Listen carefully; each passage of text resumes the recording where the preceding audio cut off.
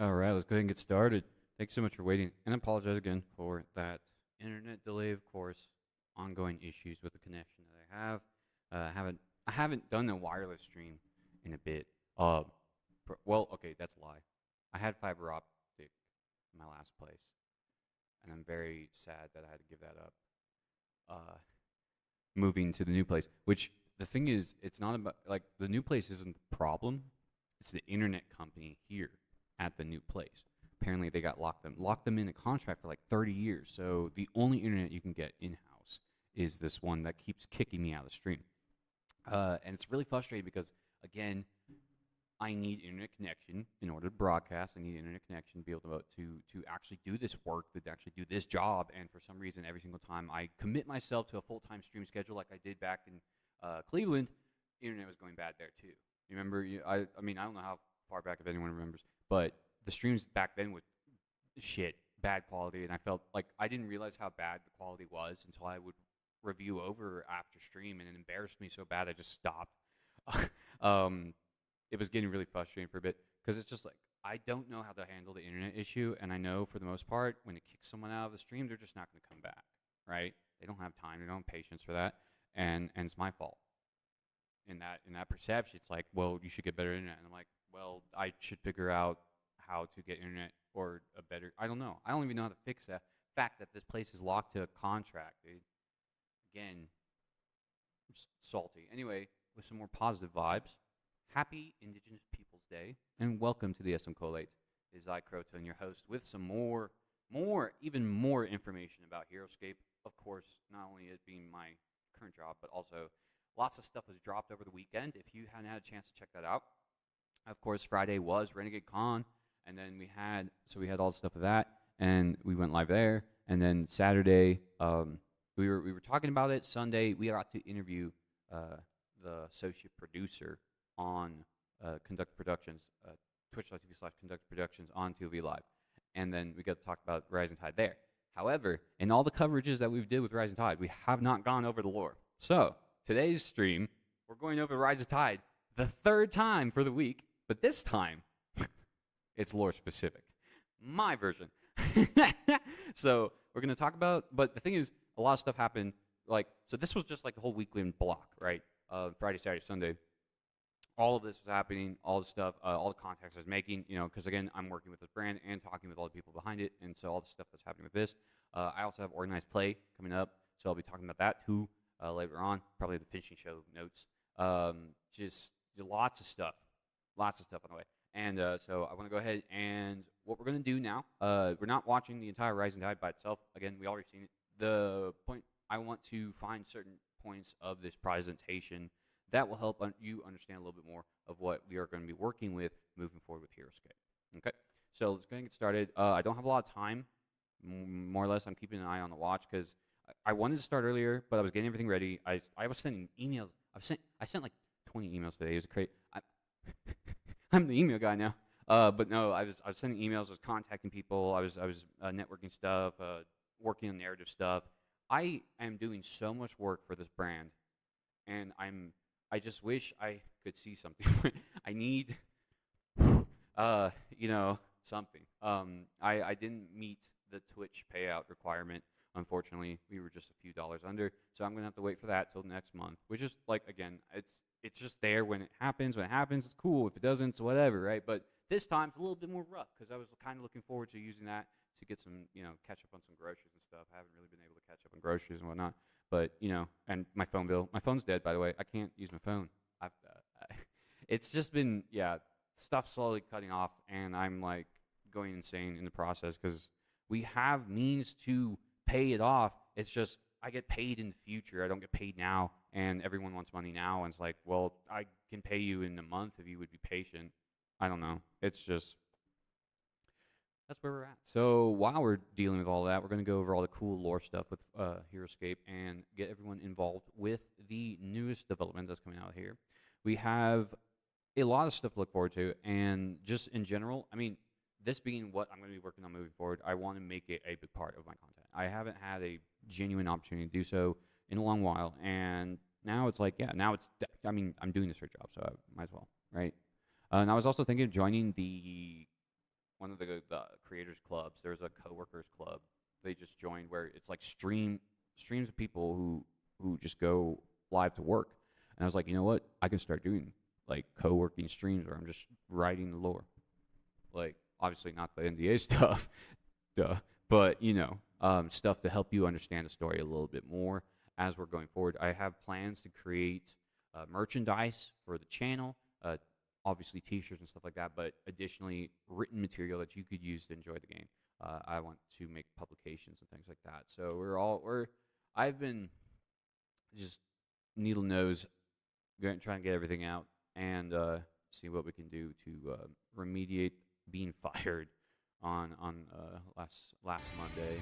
So okay, we got the let's see, music's in. I'm gonna turn this down just a smidge, but because we're not. So the fun thing is about a post review, we don't have to wait. We can just skip the timer, but we do take the time real quick to appreciate the art, right?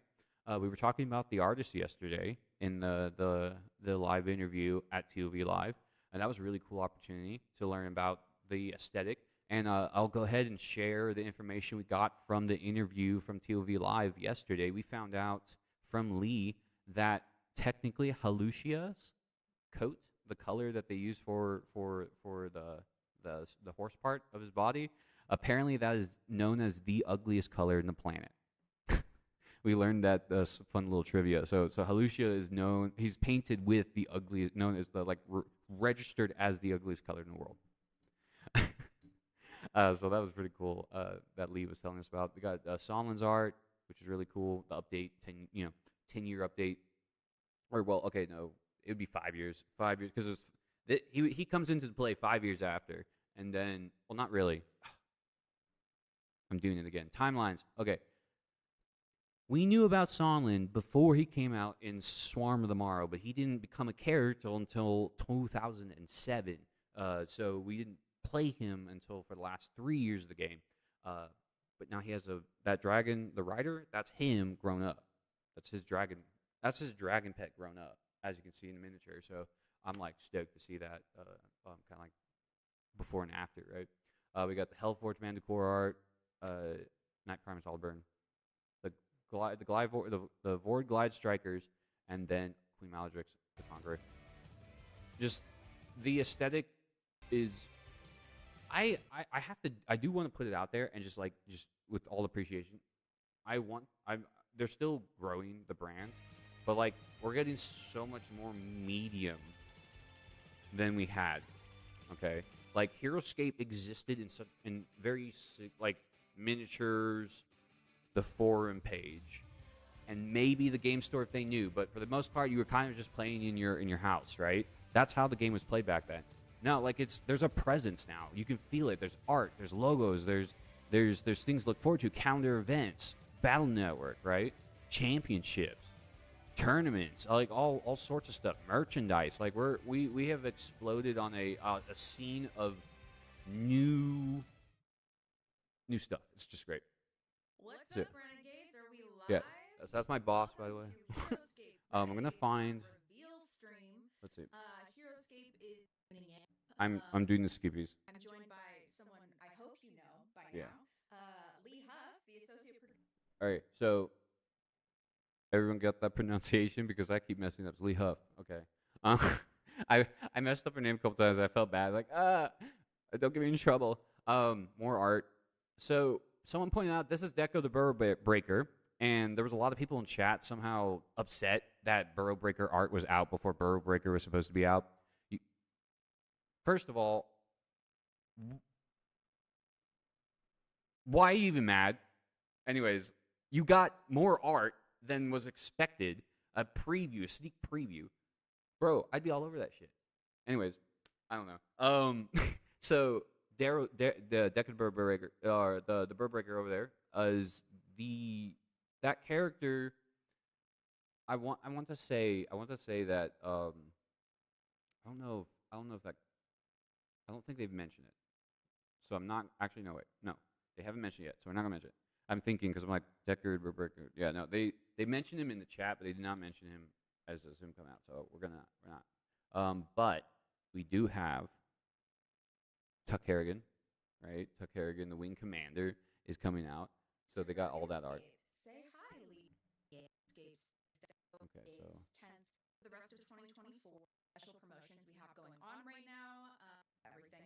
yo, what's I up, want to remind conductor? everybody about some special promotions we have to sell any order. Okay, so special promotion notification, just to let you know, if you order, it's now till the end of the year. You get a special 10-year anniversary pin. Nice. Like, that's going to be, it's while supplies last, but that's going to be included with every sale that goes through starting now till the end of the year. So that's pretty cool. Neat little merch moment, right? Of $100 Renegade. It's $100 more, but I mean, that's easy. So, yeah, right now we're grabbing the lore bits from the show. Our reveals for the story arc is the Knight Primus, Adelburn, Okay. and Ordo Borealis army expansion. This will be the third army expansion for Heroscape. And Lee, can you tell us a little bit about it? Of course. So I'm trying to figure out at what point. Expansion for the Rising Tide story arc. It contains 4 figures, 1 Knight Primus Adelburn, and a 3-bear squad, Ordo Borealis. So, for those of you who don't know, Here you go. I need this piece. Are lined up with different story arcs. This story arc, Wait, Rising Heroscape releases are Ordo Borealis.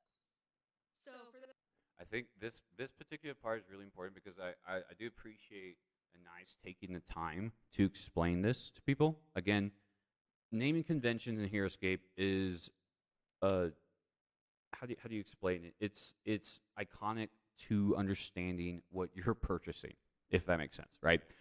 A lot of people are really loyal to the naming system too, because when you say the word master set, there's a general expectation of what you're getting. A master set comes with dice. A master set comes with hexes, things like that. They even discussed this philosophy during the release date, the release launch stuff of the Avalon Hill stuff. They were talking about how they had to think about the naming. They're like, we can't call this a master set because it's going to be bigger, so they called it the Vanguard Edition, right? And then this concept, then we have the Battle Box, right? These namings are important in understanding what you're getting, right? And so now they are introducing what is known as a Heroscape story arc. And so I'm going to go ahead and let Anais explain what that is. those of you who don't know, Heroscape releases are lined up with different story arcs. This story arc, Rising Tide, is a part of Heroscape's rich narrative. You'll see these story arcs represented in character bios, back of box game descriptions, and the free monthly scenarios. So when we say Rising Tide, we're referencing this time period in which the story arc is active. Exactly. So Okay. Really simple naming system. Story arcs are defining all the narrative weave that is attached with a certain release set. Okay. So to help kind of like further explain that, when we have these coming out, so they made the announcement, right?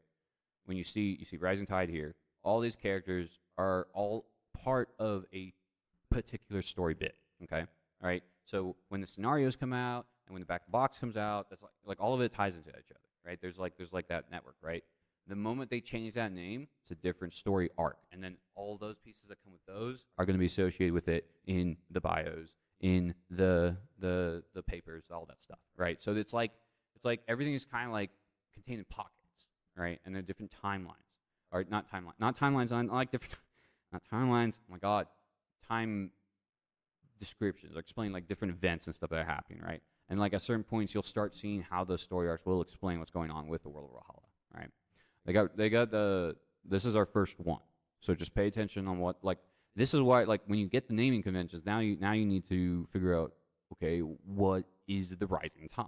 That's the question you get to ask. Just as Anais just said, this set kicks off the first story arc, and this particular army expansion tells the story of the Earth Sign. So part of the Rising Tide is the story of the Earth Sign. So let's go ahead and grab that. See, and I'm like, I didn't want to have to, like, because I'm going back and forth, but I'm bad because I know I can't really function without any like background music. So that's just for me, I think. If you hear it's cool. All right. There we go. Because that's the thing. The the story arcs that they have set up. Now, you can actually see that they've updated the character biography section. I want to make it, this is important for the chat. If you want to know when my stuff comes out, right? So, stuff that I'm working on, obviously can't tell you what it is, but when if you want to see when that comes out, every Renegade Con, new biographies drop, okay? So starting the next Renegade Con, my stuff will start dropping out. Yep. So every Renegade Con will be a publishing day for me. Imagine.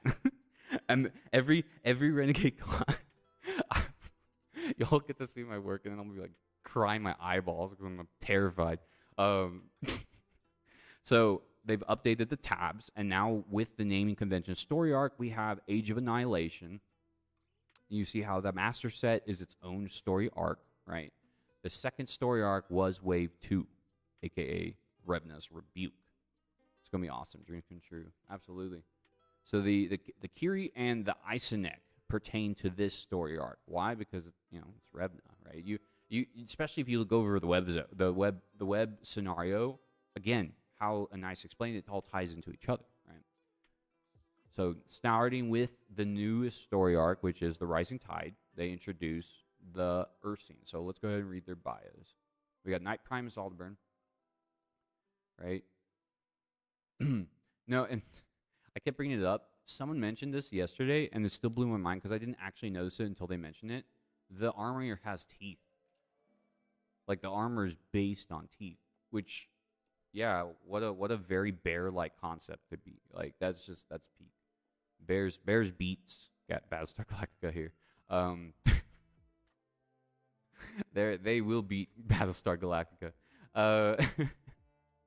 So I'm gonna read the bio, and it says, while Aldeburn first arrived on Valhalla, he remained silent. His eyes were distant, and he stayed in Jandar's keep, avoiding action and instead staring darkly into the tree line. He remained this way until Sergeant Drake Alexander, a former soldier of Earth and beloved agent of Jandar, returned from a mission leading the retreat. Drake has a unique understanding of how war changes men. His gentle coaxing finally broke the Great Bear's silence, and Aldeburn spoke of his crushing defeat. Failure and death had followed him to Valhalla, where endless war seemed to be the only reward for his life as a warrior. Hi, Barbie. Barbie?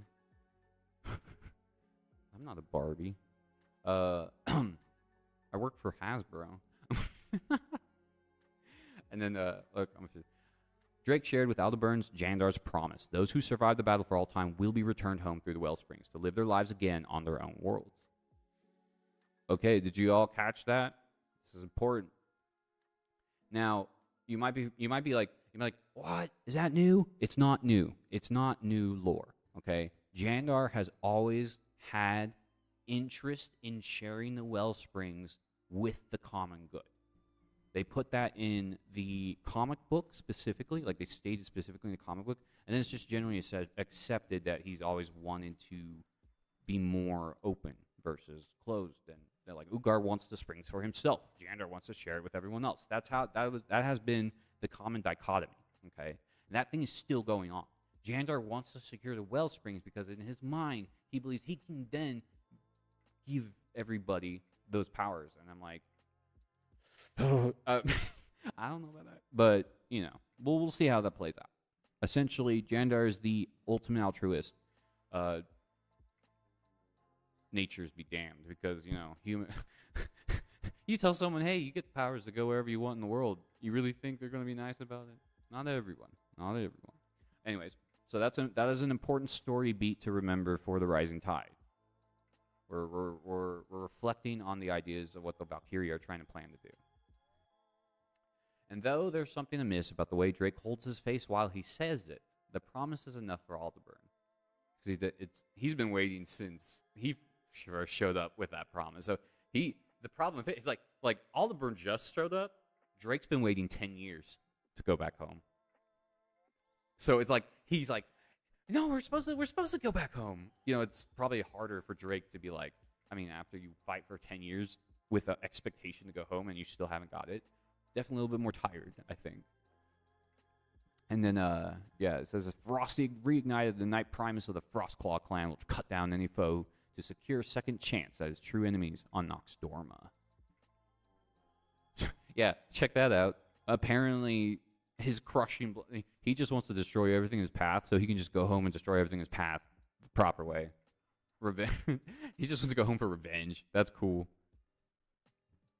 The Airborne Elite can only play cards for so long, right? And then, you know, we got it's from Noxdorma, right? So Noxdorma was a planet that was introduced with the Vorid, the Ursine, and the Icenic. So, and then number 28. And then the Ursine, and Ursine's a new species that's from Noxdorma. So that's new lore, right? So you have to remember that even though this game is presenting a lot of new visuals in terms of like species and planets, it's not a different game. Look, like Adelburn just had a conversation with Drake Alexander, and everyone knows who Drake Alexander is. So that means Drake hangs out with bears and all the other characters that he hangs out with on top of that. Not only is he friends with an elf and a ninja from Japan and a Kiri warrior, he's friends with a bear now. Like, Heroscape's crazy. All right. And then the other Ursine that we got was the Ordo Borealis, of course. These incredibly just very Heroscape people. Very Heroscape. This is more or less what I've come to expect from the brand. What is the coolest way to get something on board? That's usually, it's like the rule of cool of the game. Harpoon cannons, yo. Insane. They got the Frostclaw clan of Noxdorm is known for its overwhelming displays of power. Their territories are defended by the decisive strikes of enormous warriors with hearts of steel. Even the smallest among them are still large, though perhaps less ferocious than their brethren. A lack of natural ferocity and size, however, can be compensated for with cleverness. The neighboring Vorid cities have taught the Ursine this through their battle machines and strange augmentations. The Ordo Borealis, eager to support the fight but reluctant to engage directly in battle, have spent countless hours with their Vorid allies, mastering the deadly launching devices they now wield. Even the ever-dour Aldeburn recognizes the value of this dedicated study on the battlefield. So we learned that the cannons that they have are Vorid make. And then they themselves, it's a form of an alliance between them and the Vorid on their home world. All right. So now your question, you're probably asking like, okay, well, where's the Vorid? I'm gonna jump ahead just a little bit. I'm not gonna read them yet because I'm going in the order of the Renegade Con. But the Vorid are here. Valeric's first units are here now. Right. So in Noxdorma, we know that the Ursine work with the Vorid. But on Valhalla, they're on two different factions. They're in two different Valkyrie generals. So, interesting thought there, huh? He's like, old loyalties, huh? Who knows that relationship yet? We don't know that relationship. What is Valeric's plans? We just know Valeric has units now. That's it. So get ready to learn more about that too. And I mentioned it, but I thought it was really funny. They made the Ordo Borealis militaristic. That makes this unit, the second militaristic unit in Heroscape. If I had a nickel for every character that was named militaristic, I'd have 2 nickels, which isn't a lot, but strange it happened twice. I love them. They're cool. I'm ready. I'm ready to get them bears when they come out. So next one. Imposing bear soldiers that They're super cool. Master sets. popular. So Ilburn is a knight of Jam. And so just to encourage you to watch Renegade Con on your own time, this panel presentation that Nice and Lee are giving are the general information and very important news that you should have regarding the Heroscape product. I'm going over the lore, so you're seeing me skip through a lot of like the gameplay talk because I'm going to the bits that refer to like their characterizations. I really wanted a Nice did a great job summarizing what a story arc is. Everyone needs to be able to hold on to that definition so you know what that means when you're looking at it later on. And then when you introduce other people to Heroscape, like, what's a story arc? Honestly, just quote her. Like, that was a really good definition. So, yeah, I wanted to grab those. And then you said, what other one is militaristic? It is Shurak.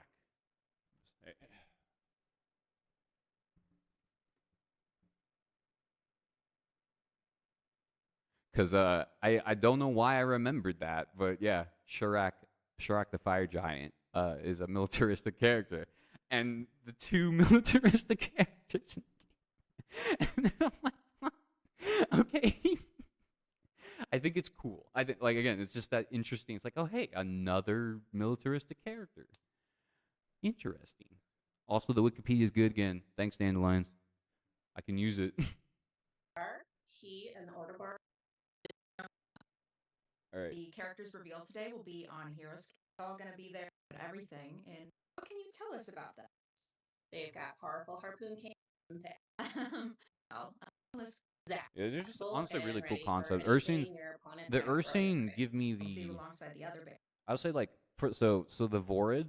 When I look at the Vorid, I get like Star Fox vibes. I get like Sly Cooper and the Thievius Raccoonus. Like the moment the Vorid dropped, I felt a strong need to go buy Sly Cooper and play it all the way through, all 4 games, because the Vorid is basically the Sly Cooper universe.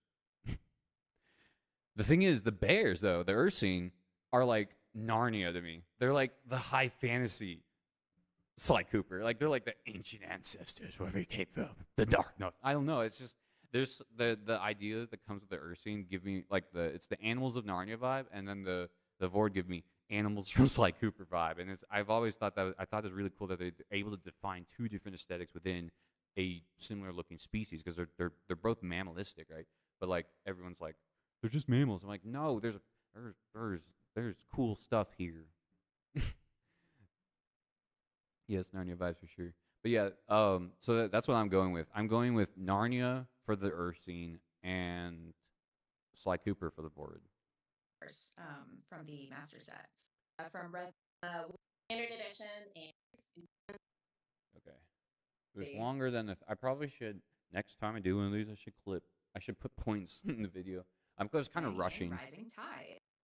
yeah. There. Okay, cool. Okay. Next one. These The next set to have been released for Rising Tide, of course, is Sonlin and Halucia. So, again, I showed them off already. This is honestly really important to note that Sonlin will be the narrator hero for these the monthly scenarios that we have currently coming out, right? You got to keep up with it though, because if you haven't had a chance, we're gonna skip. Today's stream will be going over the monthly scenario, so don't worry about it. We'll be talking about it later today. But if you haven't had a chance and you haven't had a chance to check your email, right? The newsletter has come out. The new scenario has dropped. Now we have 2 free monthly scenarios for Heroscape now for you to access and play at your house, right? And dang, I lost my train of thought. No, right? Okay, now I remember. In that scenario, we're going to be reading that lore, right? Sonlin is the writer. He's one of the writers, but he's communicating with other people. So this is really important to know. He's communicating with other people while he's writing letters, like these letters that we're getting. He's communicating to other people. Yeah, dude. So Tails, you want to know how I found out? You want to know how I found out the new scenario dropped today? It wasn't from my email. I completely missed the Renegade email. Like, I was busy writing all the other emails and stuff. You know how I found out? I went onto the Renegade store to download the previous scenario from September from their store, from the actual web store, the Renegade web store. And when I hit the download button, both of these files dropped in my computer, and I freaked out because I thought I hacked something. I was like, ooh, am I supposed to have this October? I was like freaking. I was like, I messaged Dandelion, so I was like, is this supposed to be out yet? Why is it in my? I promise I just pressed it, and then I found out that it's supposed to come out today. So I just preemptively downloaded it without knowing. Funny as shit, dude. But yeah, since we do have Sonlin now on the picture, I'm going to go ahead and reread Sonlin's first journal entry, and then read the second one, so that way we get a little understanding of why he's part of the Rising Tide. So his like his story, him entering into the narrative, what he's doing, that's going to be important for the Rising Tide, right? But like now you know he's the writer, so you get to see these entries. He has this one, so this would be his. This is the first one. This is the second one, all right? And we haven't really the Sonlin conversations we had in the past were like really short because they were in. And okay, oh, also I should probably mention a lot of people were like, "Hey, where's Thorman? Isn't Thorman supposed to be the writer?" Don't forget, Thorman was not the only writer. And it says Thorman's journals, but I have to remind people it may be a little misnomer because Thorman's journals were split. They had Thorman's journals. They had from the pen of Drake Alexander, and then there was like citations from Raylan. Like she quotes. She's quoted in multiple portions. So it's like I don't even think you could call it. It like it is more of a, it is a journal because it's Thorman like quoting, and then also he has Drake's words in his own journal. You see how that like it doesn't. It's not. I don't think that the medium of Heroscape writing has never been just one voice. So I want to remind everyone that because we did have some debates. They're like, "Where's Thorman?" It's like, don't forget, there has never just been one voice. Even in the old, in the classic content, in Thorman's journal, there were 3 writers in Thorman's journal.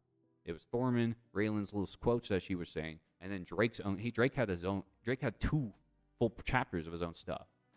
You know, a whole different perspective. So they've always done this. They've always done this. It's always been a thing here, Heroscape. Well, go ahead, read his journal entry. I don't remember if I read it before. So we'll just add it to the docket, so that way it's like all together, especially since we're introducing Sonlin now. 19th day of Astara.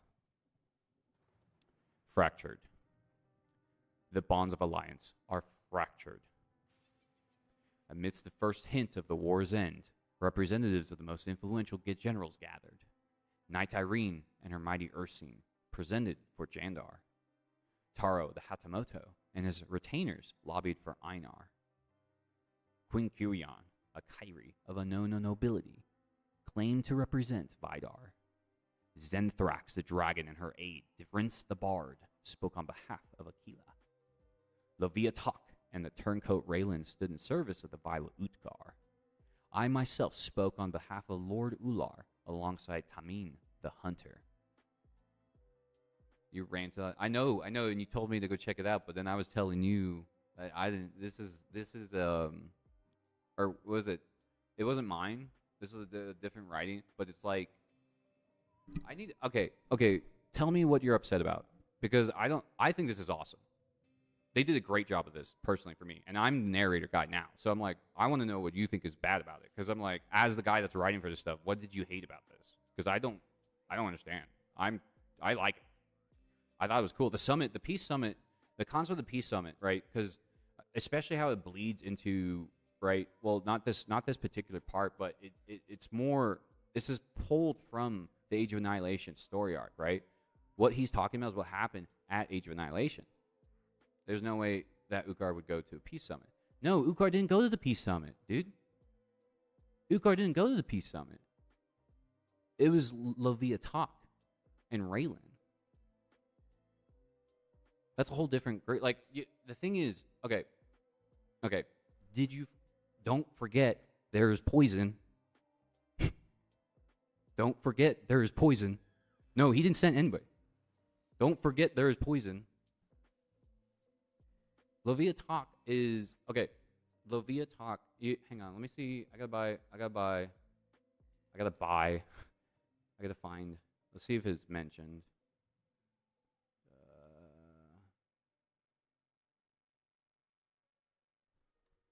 You gotta remember this part. Savagery is vaunted among Uthgar's forces. Strength is the only trait that matters to him, leaving cleverness a distant and forgotten relative. With so little care given to his minions' minds, would anyone notice if a warrior were of uncommon cunning? Will anyone see the pattern in Leviatok's killings before the end arrives? So my theory, I say this because it is a theory, it has not been a statement. I don't think she went with permission to the summit. That's the point. She's I don't think she went with permission. And like we still have the fact that there was hang on.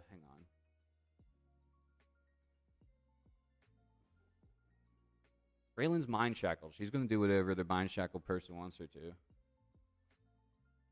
When you're mind shackled, you do whatever they say. Remember? They command you now. When you mind shackle in the game, you take over that person. In the lore, they do whatever you want. That's how it's always been. So Raylan's just following the mind shackle. Grab H.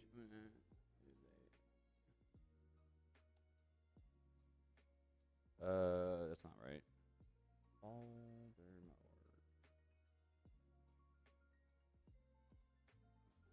I had heard. Okay, so this was a narration that's commissioned for Age of Annihilation. Now again, I'm going to put it out there. Remember that everything that we got for Avalon Hill and Mistrust of each faction is actually a TV concept. Different reasons, of course. But that's the thing. These characters, we have to remember each character has their own agenda, right? And additionally, there are 2 characters in this list that has not been introduced yet.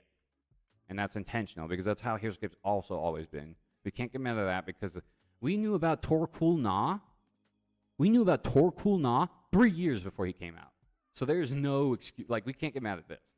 Because I promise you we'll probably see Tamine and Denvrance much sooner than Torkul Na. We knew about Torkul Na for years, man. And then he finally came out and was like, there he is. Like, they've always done future hints. Like, you can't get mad at, they're borrowing this. You have to understand, they're reading what was presented in the old context, and they're mimicking what they saw in the Thorman's journals. They're mimicking what they saw in those releases, right? This is the kind of stuff that was being pulled from the Thorman's journals, right? Like Rowan reads the journal. She reads the stuff. She's not ignoring it. So this is the development. This is from reading that. That's the aesthetic, right? And then and it's like I think a lot of people are really stuck on the I jumped ahead. Damn it. I think people are really stuck on the black and white scenario sort of things when that's not realistic. There's no such thing as all evil or all good. We've learned that over time, and playing Final Fantasy XIV, we've learned that playing Destiny 2. There's no such thing as all good or all evil. So Utgar also has a honor code, regardless of what people think. They might hate him because he's evil and he's killing and he's murderous, but Utgar has an honor code. Utgar has ethics. Utgar has a background. You have to remember he was born and raised too, right? Born and raised means he had culture. There is culture in the Kyrian Mountains. Leviatok is part of that culture. Taylord is part of that culture. You read Taylord, they talk about like Colosseums and stuff there. Sonla's take on Raylan calling her a traitor. Why would he be a traitor if she was forced to be bind shackled? He doesn't know that. Remember, we're picking up in media res. So I imagine all the characters and us are all trying to figure out what's going on. Right? We're picking up from the summit. The start of the story is the summit. Okay? Everything. I wish I could draw and you could see. I wish I could draw and you could see my hands, or like I could just visualize things. It's frustrating because like I want to draw stuff and I'm like I don't even know you can see it. All right, so we have for 2010. Okay, how would you not know that? Dude, you're jumping too. You're jumping so far ahead, man. You have. Sonlin was in Takala. The game ends with Sonlin in Takala. They are miles away from Jandar. There is no context, and we still don't know how Raylan even got shackled in the first place. We don't know what happened in Takala. We don't know what happened from Takala leading up to the summit, and we don't know the results of the summit. Like, there's a time bubble missing there, and that's going to be elaborated on later on. We have to be patient and give them the time to elaborate on it. There's so much time to cover here, right? Because again, I'm showing you like Okay, so I have to try it. I'm freaking out. We have the Sonlin group. The Sonlin, Drake, Shiori, Q10. And then Raylan. Now, so we have Rise of the Valkyrie, right? Or ROTV, which is they're announcing the entire time is that we have 60 years ago springs were found, right? Nothing really mentioned about that. But then around that time, that's when they start, hey, we're going to start using this to find, right? And then we are fencing. I know I'm missing plot points. Wait, I'm confused. What?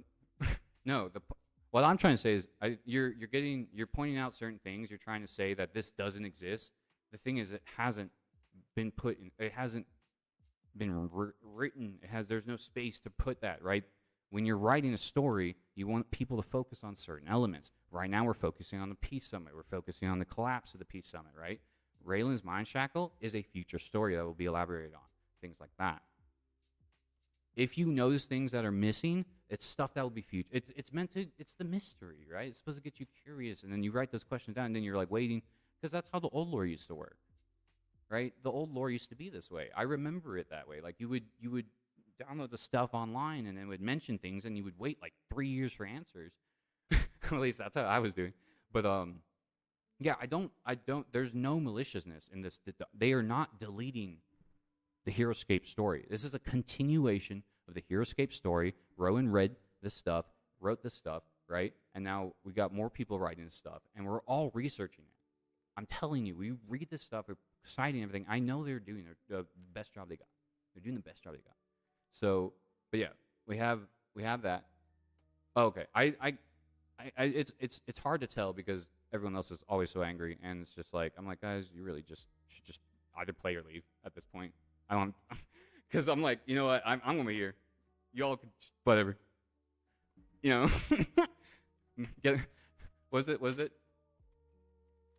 lead, follow, get out of the way? That's what I feel like right now. Just lead, follow, get out of the way because I'm tired. This is my trash plot here. So, right here we have. Oh yeah, see, I knew it was gonna be bad. Rise of the Valkyrie is up here, but that happened 60 years after the springs were found. Okay, and then 5 years till Swarm of the Morrow, and that's when we have the 5 of them split off. Right. This summit happens 10 years. Yeah, I'm a storyteller, dude. I'm writing a story right now for the game. I'm telling you, this is what is happening. Like that's like we have, right? 5 years, the group broke off, went to Takala, right? The summit happens 10 years after this. So Swarm of the Morrow is a break off, okay? Because Age of Annihilation takes place 5 years after Swarm of the Morrow even happened. But it's 10 years after that initial statement from Thorman. That's what they're trying to say. The initial statement when all the Valkyrie came, the date locking in is when the Valkyrie come together, they meet, and they basically announce to each other. Like, I am a Valkyrie. That, they mentioned that in Rise. That's supposed to be the start of the war, is that meeting. And so that specific meeting, 10 years after that meeting, they get back together to try to stop the war, right? But there's a lot of, it's pulling from our understanding of the plot of Swarm of the Morrow, but Swarm of the Morrow is Swarm of the Morrow would have been concluded, and 5 years would have passed after it before Age of Annihilation. Does that make sense? Because of that there are 5 years of undetermined time that will be used to explain the Mind Shackle, the Viatok, all that stuff. All the stuff that you just kindly see in media res, it's meant to introduce you to the new players of the war that started picking up during that 5 year gap after Swarm of the Morrow. Yeah, there's a 5 year empty period that has not been explored yet because we're starting with the Peace Summit. And then yeah, I'm confused because I don't find that to be difficult to understand. And this is my main gripe. I do not think their characters would want to stop the war, at least not all of them. So you, that's confusing. Are you okay? Who do you think would not want to stop the war? Because I don't think anyone wants to fight. I don't think anyone has. The story has never wanted. How do I say it? Ugar is supposed to be the selfish one who's fighting everyone, trying to get the springs. Let's see.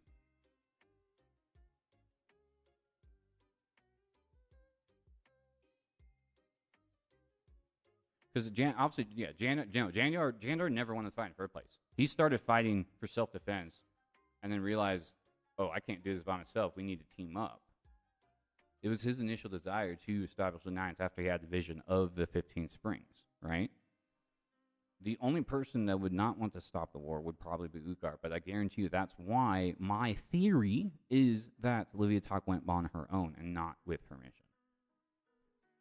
Because, again, we have to take into consideration there is a Valkyrie poison about, and we still don't know the state of who's been poisoned, who's not been poisoned. We have to take that into consideration when it comes to decision-making factors, right? These Valkyrie are not themselves anymore, right? Except that Aquila is the only one so far that we know that hasn't taken a drink. She stopped herself from taking a drink, as mentioned in the AOA, right? Attaining power can be very persuasive. Yeah, but Thorman dropped them. Don't forget, Thorman gave them up specifically because he was horrified of it. He had the power, he saw it, he kept it, and then he didn't want it anymore, and he stopped drinking. So there are Valkyrie who retrogress. They just decide to stop because they realize, I can't do this anymore. It's not every Valkyrie would. I don't think they want to stay Valkyrie. I don't think the idea of drinking waters was meant to be a thing they want to keep doing. Because Jandar is saying he wanted to share the springs and get people home. Right? And then, I imagine we don't even know the motives of the others. Because the motives were never really explored for the others. That's a thing that we have to do now. Because all we knew was that Einar was the statement they always make, Einar's the history general, Ular's the fantasy general, and Vidar's the sci-fi general. That's just how it was, right? That's just what it was for years. And then now we're establishing purpose, right? Now we're giving them context. But they didn't start getting purpose or context until like 2007, 2008. For the most part, back in the 2004, 2005, 2006, Heroscape was just a game you just played. It didn't really have heavy context, right? And Craig even, he admitted he wrote it. He was the one he was writing all the base stuff. Craig even admitted, he's like, I don't like that I wrote that stuff. He says, I don't like what I wrote. Craig says that in the forums. He says, the stuff I wrote in 2004 to 2006, no. I let Colby start taking over because I wanted Colby to write. And then what Colby wrote was, that's what I want. Like, that's the story, right? So we have the Colby story, and Colby's story concluded 5 years. It's 5 years before this one is starting. So we have a whole thing, whole gap of time. But yeah, I don't think I want to remind everyone that Valkyrie never really had an opportunity to explore you have Janner show up, he's like, do this thing, and then he poofs. Right? And that's all we have. And there's a lot of I've noticed in the community a lot of assumptions. Because it's like, oh, he summoned a knight, so he must be a good guy. No, that was never stated. His entire intention, of course, yes, is to eventually get everyone home and share the Wellsprings. That's what has been stated, right? But that's because he's like one of the main characters. We don't know, like the motives of Vidar. They never explained those. We assume it's revenge because his people left him. So he's trying to like, make them pay, make them regret it. That kind of stuff. But that's, again, it's not stated fact. Jandar is the only one who's ever opened his mouth and said, I wish to do this. And then we have Ugar here doing his thing, but then now, that's more like a fan thing because that stuff doesn't go over, right? Heck, anyways, I have to play an ad break because Twitch is stupid. And I will go grab some, I gotta actually go grab some water. So let me go ahead and refresh real quick, and then we'll be back to continue this. Why is it already 6 o'clock? Hold up. I might have to. I might have to end stream. No, Mom says 6 p.m.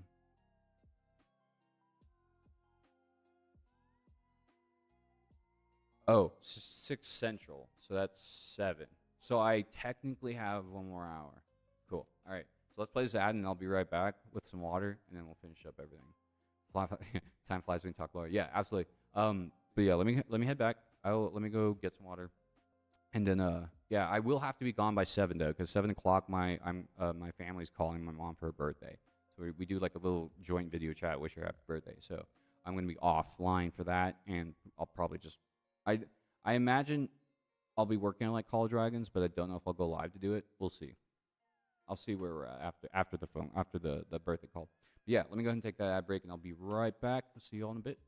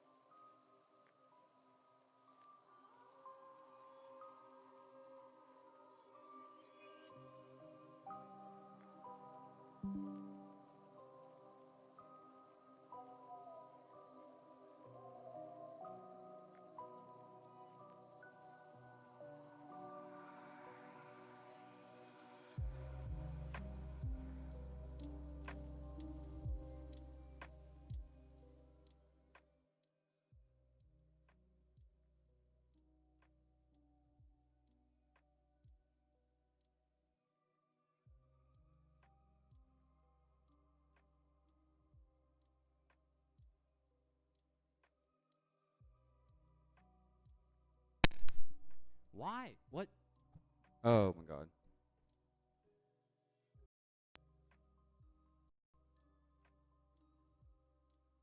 Can I not have one technological issue? Today, I want to just finish one part of the stream. Yeah, there's a... I don't know if we're going to be able to talk about all that stuff, because you're asking a lot of questions that are probably NDA based, to be honest. I was thinking about it earlier, and I was just like, man, I could just answer them, but I can't. I'm asking you for patience, Tails, please, because a lot of the stuff you want is stuff that just needs time. It needs Hasbro time. It needs Renegade Boss time. It needs dev time. You gotta give them a chance, because they just got started, right? Lee got hired last year, Labor Day. Everything we're seeing now is what they were working on. She's only been working for a year. You got to give her patience. We can't be coming in so aggressively like this. This is a small company, and I'm being a little personal right now, because Lee has come to me to say that people have said some nasty things, and I don't think that's fucking okay. Like, if you have an issue with the new Heroscape, that's fine, but you should not be insulting people. You should not be putting people down. You should not be telling people to lose their jobs. You should not be sending death threats. All that nonsense that's happening as a result of your dislike of the Heroscape needs to stop the fuck now. But if you're just, if you're a little irritated about the story, you're like, what's going on here? With the story, I'm asking for patience. But don't be insulting this dev team. Do not insult this dev team. Because they are trying, and I've listened to them. I'm not saying this is a broad declaration to the world of Heroscape and all the scapers right now that can hear the sound of my voice. Do not insult this dev team. They have not done anything to deserve your hatred, your rage, your negativity.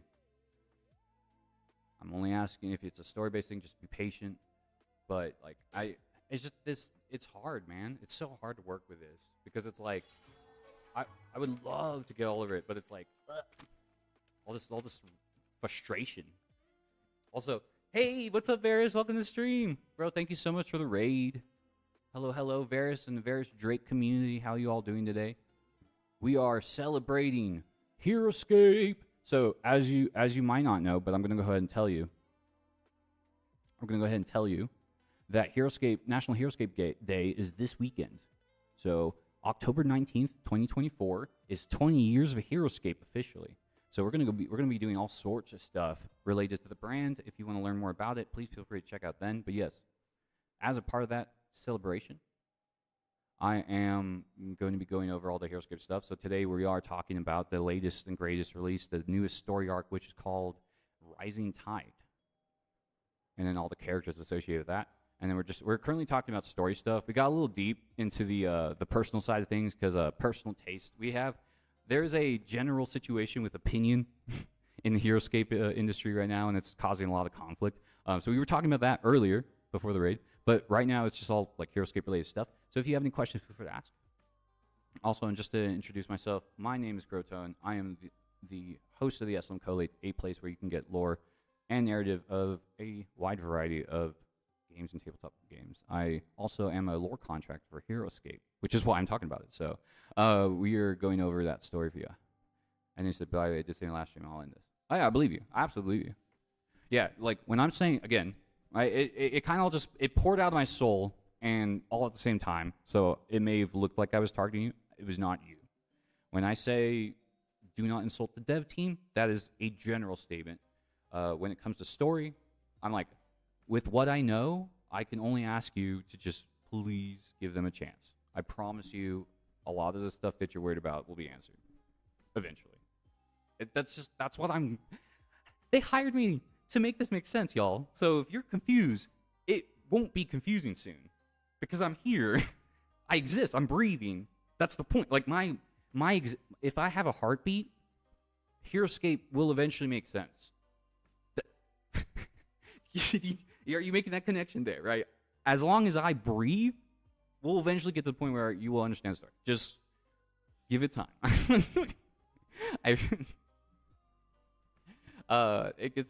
just like I know they wanted to start with Emi Yerez, and I don't think there was an intention to erase previous understanding classics. That's why they did the 5-year time jump. Remember the 5-year time jump alone helps explain a lot of these differences that we're noticing. Because you're like, what would happen? Like, actually, you know what? That's a great example. It's 2024 right now. 5 years ago was 2019. You want some context? There's context right now. I want you to think about it, and just in a general way, just think about it in a general way. From 2019 to now, what has changed for you as a person? Okay? Now take that and put that in the context of Heroscape, the battle of all time. What would you think would have gone on in 5 years there after the Swarm of the Morrow that would lead to what is happening at the Peace Summit now with Utgar possibly sending representatives? We don't know because of the poison, right? We don't know who's actually doing anything now because of the poisons. But what would have changed in that 5 years that would have led to something like that, right? That's the question. What happened to the Swarm of the Morrow events that led to Raylan being mind shackled? That's the question. Again, I'm asking you to think and consider 2019 to 2024. What has happened in that 5 years? And then take that context and put it in the Heroscape. Because I guarantee you, 5 years is a large amount of time. So much things can happen in 5 years. And especially when you have a planet that is beating each other up with the entire continent, the entire contents of the galaxy. Lots of things, a lot of changes would probably result, and then who knows, maybe at some point Utgar himself was just like, you know what, I'm kind of done, y'all. This whole take over the galaxy thing, it ain't for me. But evil people can get tired too, okay? Evil people are tired. Can't wait to put that time space. Yeah, you got that 5 years to work with. If they like right now, everything we're working with is moving forward in time. So that 5 years is still up for grabs for anybody that wants to try and check it out. That 5 years is all available. But yeah, let me continue reading. I'll read the rest of this and then continue this part because this is the new stuff, right? And then I'll explain why I read all that because it's irrelevant to this guy. That's this guy, Sonlin, right? The one on the red dragon. He is the voice of he's the one writing these articles. So that's why we're kind of like connecting all that, right? So I'll read, where is it? So this one's important too. Unforeseen to all of us, though, was the arrival of Revna, a new Valkyrie general wishing to reach peace as well. Her advocates, Myserix and Rakchat, left many soldiers across the various armies uneasy. A Kyrie back from the dead and a soul-bending wizard did not instill a great deal of trust in this new contender's goals. Yeah,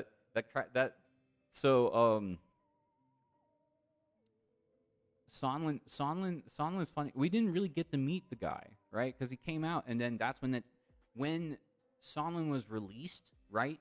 Sonlin was released Gen Con 20. I keep saying 20 because I'm so used to saying 20. Sonlin was released Gen Con 2007, right? Wizards of the Coast took over April 2008. After that, we don't know anything. Sonlin never got elaborated after that point. Everything we get for him is what was in the Thorman's journals and then his own little bio. And the Swarm of the Morrow stories. But it's very, very light. Very, very light context. So I like that with these entries, now that we have a new narrator hero, with these entries, we're getting a little more characteristic for this particular character that has existed so long in the franchise, but never, ever really got to be established. Because when he came out, they switched companies, and then that was it. Excuse me. I'm like hiccuping while I'm trying to talk. Weird. And then right here, let's see. I'll lose my spot. There he is. As negotiations were underway, infighting began across the indifferent generals' encampments. What started as a spark of petty squabbles quickly ignited into an inferno of indignance. It did not take long before any negotiations were called off, and the forces all retreated a distance after skirmishing. So this is cool because this is a context. It, again, is helping everybody understand. There's a lot of perspectives going into this right now. Okay, this is what Sonlin sees. He is like, man, they just all started fighting and beating each other up, and we don't know why, right? Now, if you are familiar, let's see, I'm going to grab it real quick. If you are familiar with the plot of Age of Annihilation, so the first story arc, okay, which is Age of Annihilation, that covers the Peace Summit, what he's talking about right now. So I'll go ahead, and we're not going to, this will take forever, so I'm not going to like read everything, but, because again, I have to end stream short, around 7 o'clock. I'm going to be calling my mom, wish her happy birthday. Happy birthday, Mom, by the way, from Twitch. But, yeah, my mom's birthday is today, so are you not indignant with me? Oh, the inferno of indignant. Nah, we're where are we? We're the spark of petty squabbles. That's no, I'm kidding. I was like, no, I'm kidding, man. No beef, bro. Like I genuinely enjoy this conversation because I want to elaborate these. We don't get to elaborate these principles. We don't get to talk about this a lot. And like this is my work. I am the lore guy, so it's like this is what I do, right? So if you want to talk to the Lord, no matter what, no matter the context, I will. Now, if it's a discussion in where we're presenting two different viewpoints, we might be snapping, but I promise you, it's not like, I should have been in the debate team. I probably would have learned better ways to communicate, but it's in that sense. It's a debate. It's a formal exchange of ideas. We're two different people. It's cool. It happens. It's just like, I feel like your question specifically will make more sense later on when there's more development for Lovia Talk, when there's more development for Ukar's setting. Like, again, when we finally find out which of the Valkyrie are poisoned and which aren't. Because we know Ular's poisoned, right, from Mielke's bio. Ular's poisoned. So anything he says, now take this into consideration now. You need to remember this. Anything Ular says from this point is under the influence of the poison. So can you trust him? And he's supposed to be the good guy. Right? Ular was the de facto good guy. He had never changed alliances, right? All the others switched around. Like in the very beginning, it was Jandar and Ular versus Utgar, Vidar, and Einar. That was how it was established in the Rise of the Valkyrie. And then later on, they'll start shifting because then Jannar then reaches out and then becomes friends with Einar and becomes friends with Vidar, right? Yeah. Things are changing all the time in Valhalla, and now we have poison. So it's like, what else is changing? But yeah, we know Ular is gone. Like, as far as we know, whatever, if he's speaking, can't trust it. Decisions he's making, under the influence. Everything he's, like, all the stuff that's going on in Ekstrom, bad stuff. Not good. We're not having a good time in Ekstrom right now, I can tell you that much.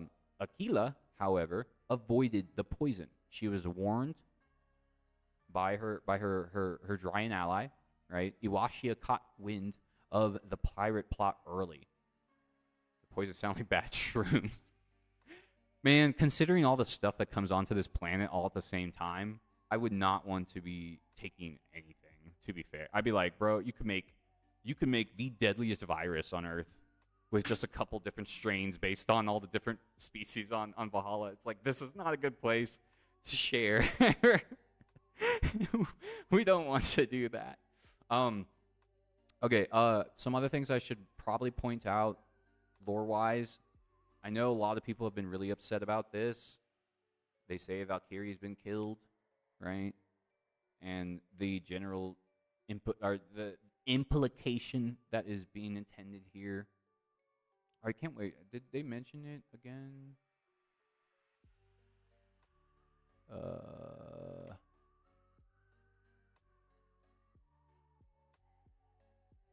Why do I feel like...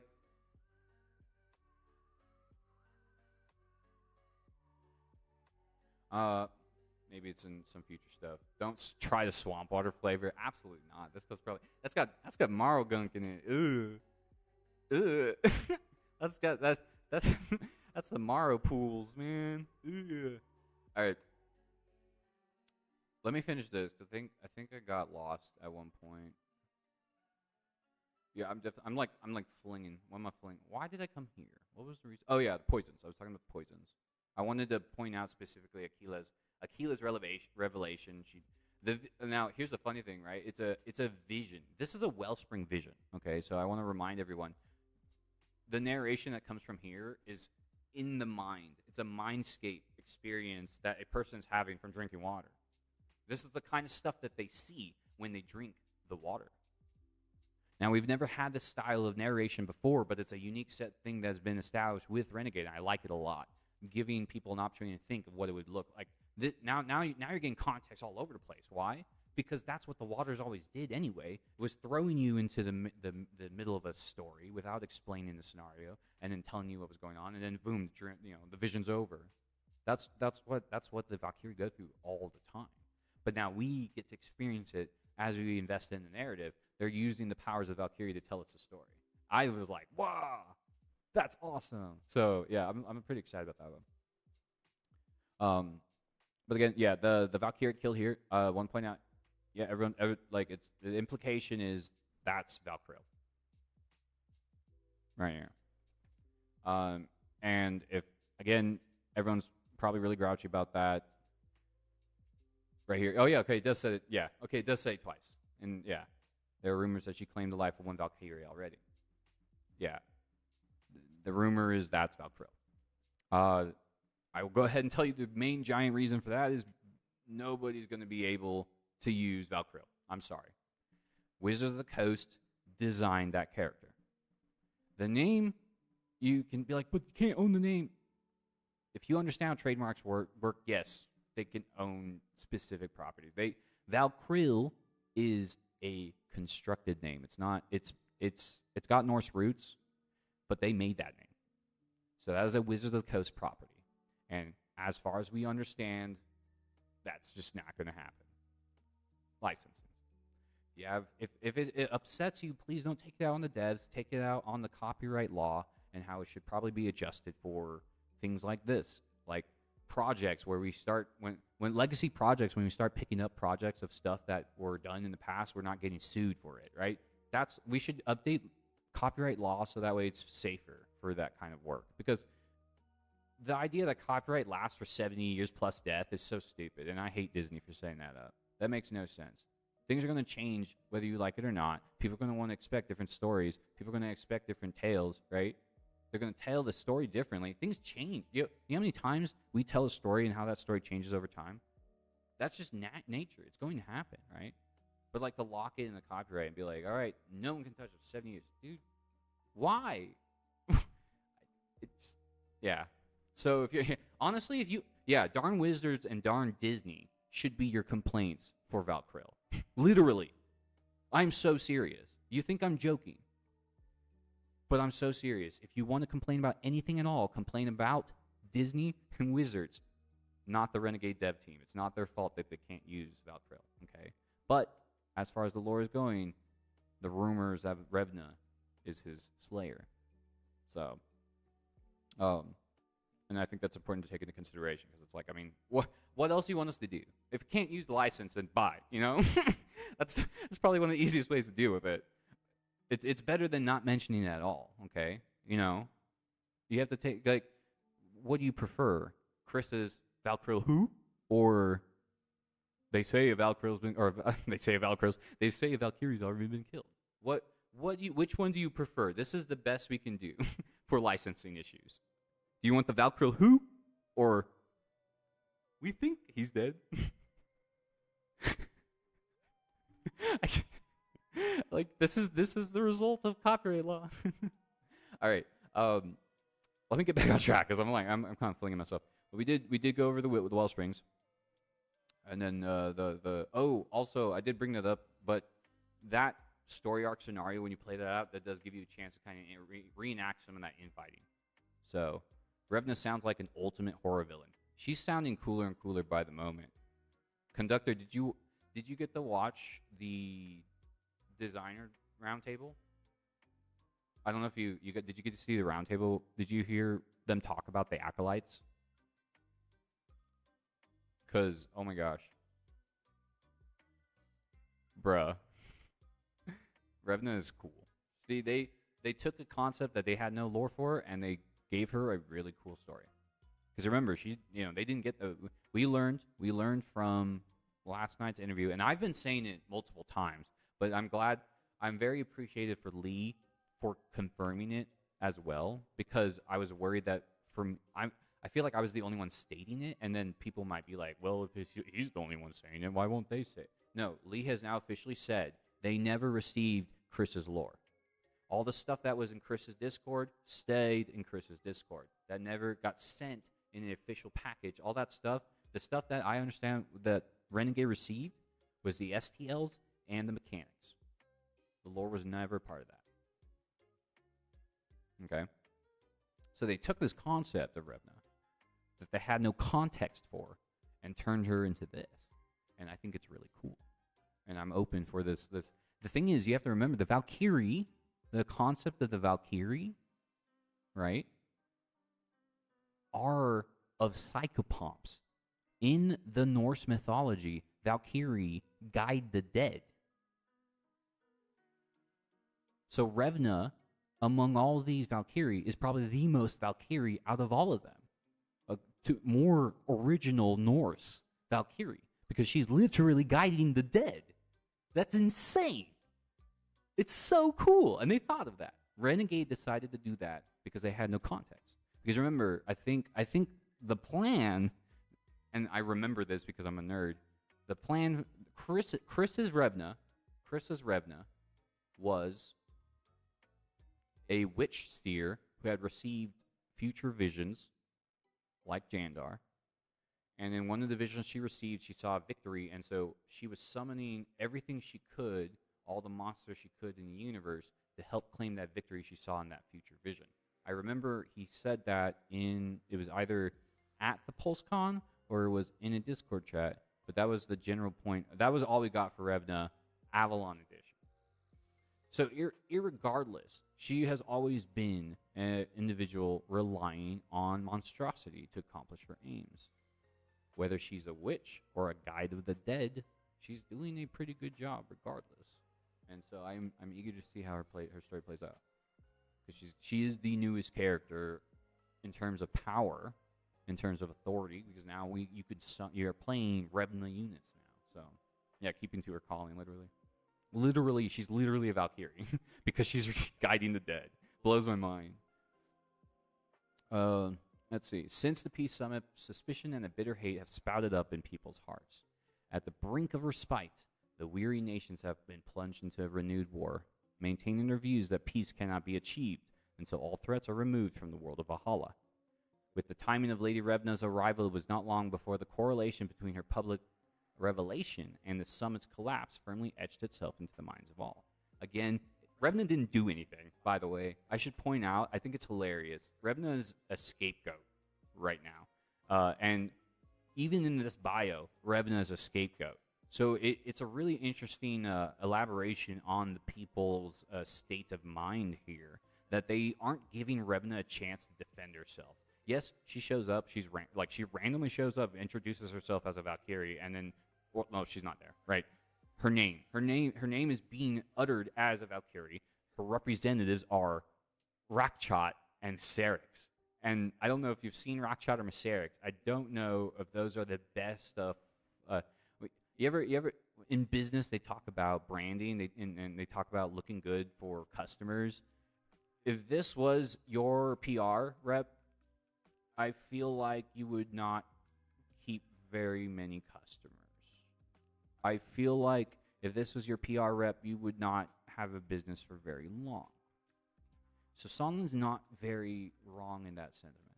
I don't think Revna's choices for her PR was the best. However, she is not at fault. Revna didn't do anything at the summit. That's the funniest thing about this whole story. Revna didn't do anything at the summit, but because they didn't trust her, they blamed her anyway. Do you know who messed up the summit? It was the pirates. They showed up at the summit, and while everyone was trying to negotiate and stuff, they started causing stuff and bickering. They were causing chaos on purpose to make the summit fail. Okay, so the pirates you summon, or the pirates you play with in the Age of Annihilation, they are double agents, and the entire time they're just waiting until, the Jolly Roger goes off, and then I don't think Revna cares about PR. I mean, that is fair, but everyone's just like, what? Like, let's just all blame Revna because she showed up with a zombie and a tree wizard. It's so funny. And it's like, here, yeah, and then, while a select few seek answers in fact and investigation, most seek them in blood retribution. So another point that's like, at a certain point during the summit, people stopped asking for, they stopped trying to figure out what was going on and just started hitting each other. Because that's what we like to do, right? Instead of figure things out, we just punch each other. That's what they did. That's what they did. They just started fighting because the tensions were high, emotions were high, all these feelings about, the ick, they're like, oh God, I want to go home, but I really hate that elf. I'm going to, and it's just that kind of stuff, right? It's like, they probably should have thought, there should have been a little bit more planning, a little bit more guards. How'd you let the pirates get in? I fail to see the benefit for a general to announce their eminence before instigating attacks, only to be immediately denied any involvement. Convincing my soldiers, however, was not fruitful. Pleas for patience are melodies often heard by. That's funny. Please, this is the line. This is the line I'm going to use for all the scapers. Jokingly, but this is the line I'm using for all the scapers from now on. Pleas of patience are melodies often heard by battle deaf India.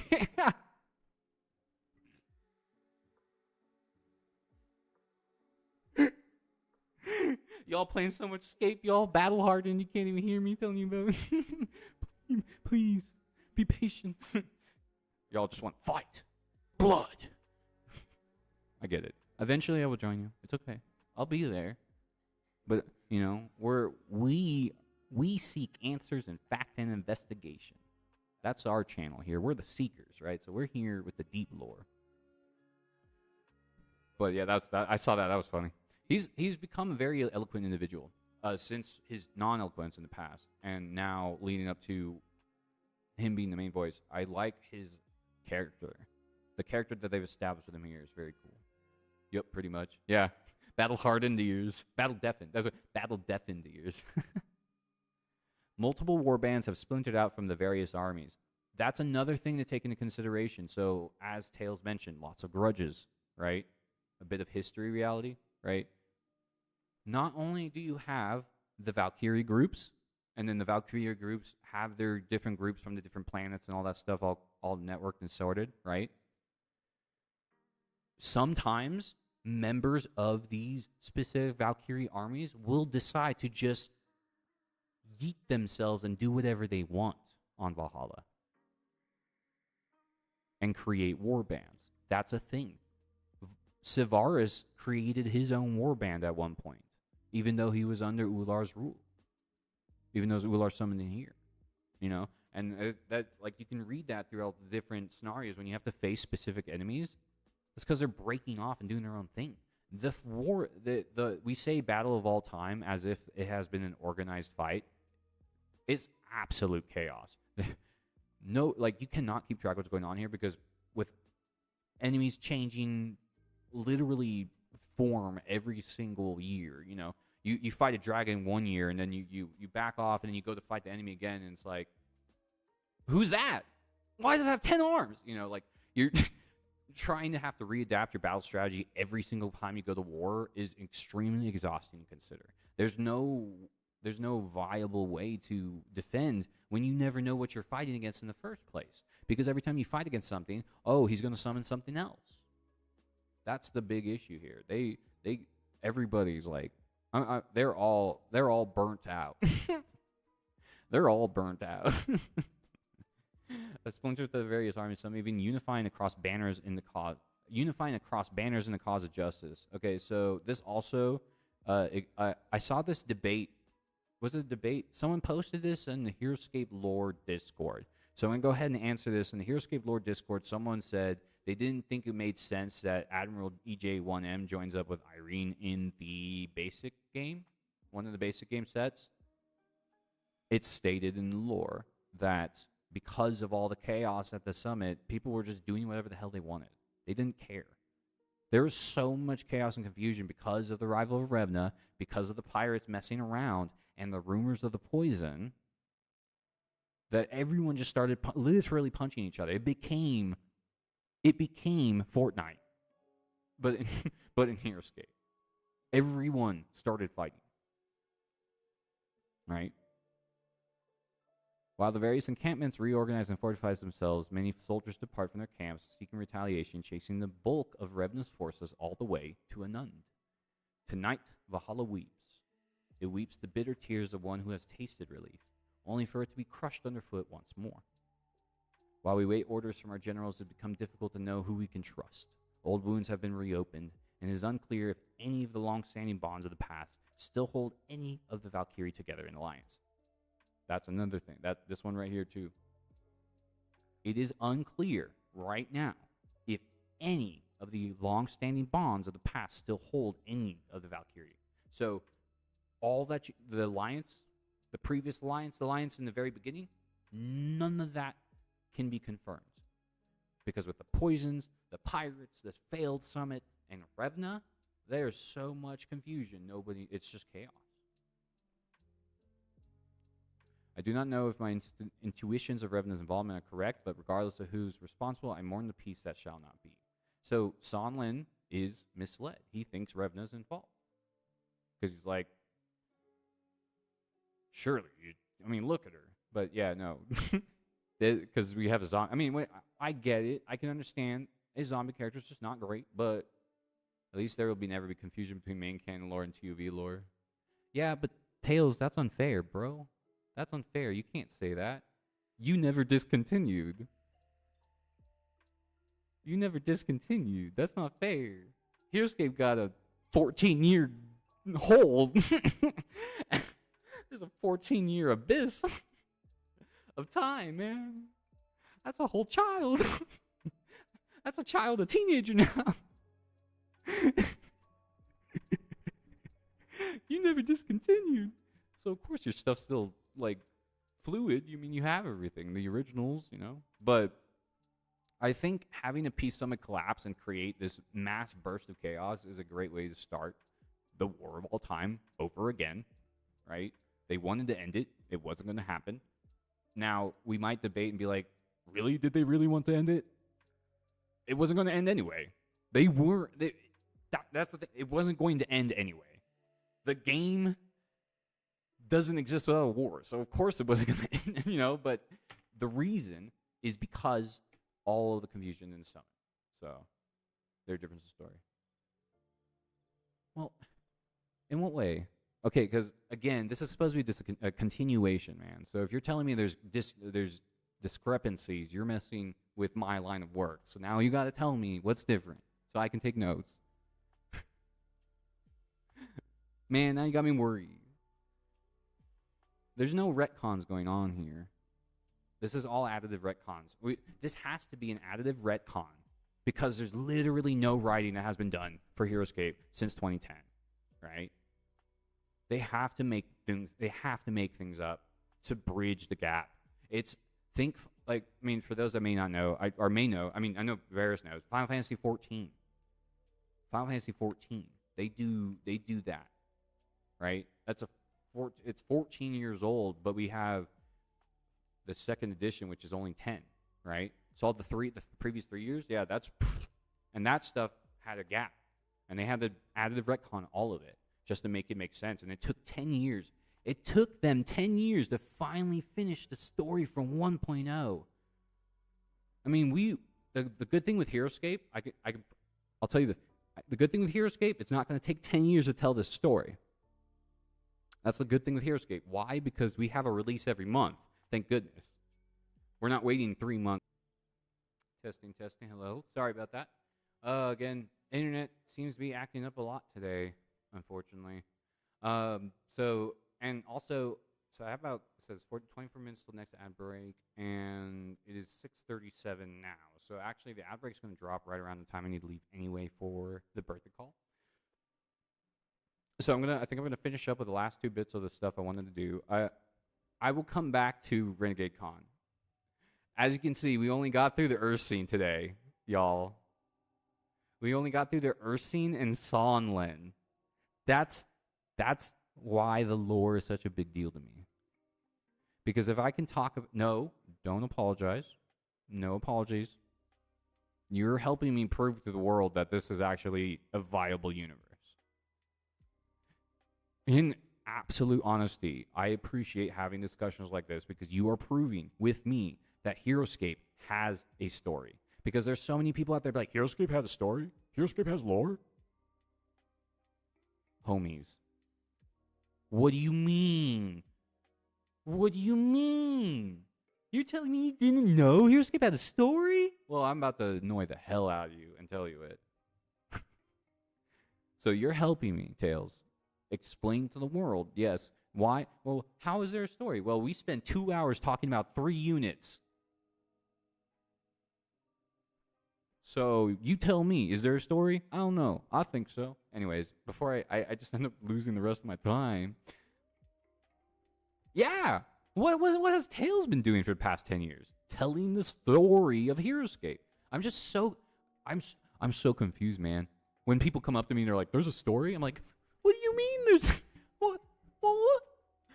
Yeah. So the updates are helping. I'm glad that they talk about the lore in the cons and they talk about the lore in the posts and in the Discord. It's bringing it to people's attention that there is a story. So then I have something to share, which is cool. But we're gonna go ahead and read the next 2 lore bits. That will be the major concluding part. If we have some more time, I'll do a quick sweep over Destiny Rising. I know I said I was going to do all 3, but yeah. Time's crazy. From the pen of Shiori, 9th of Dagmar.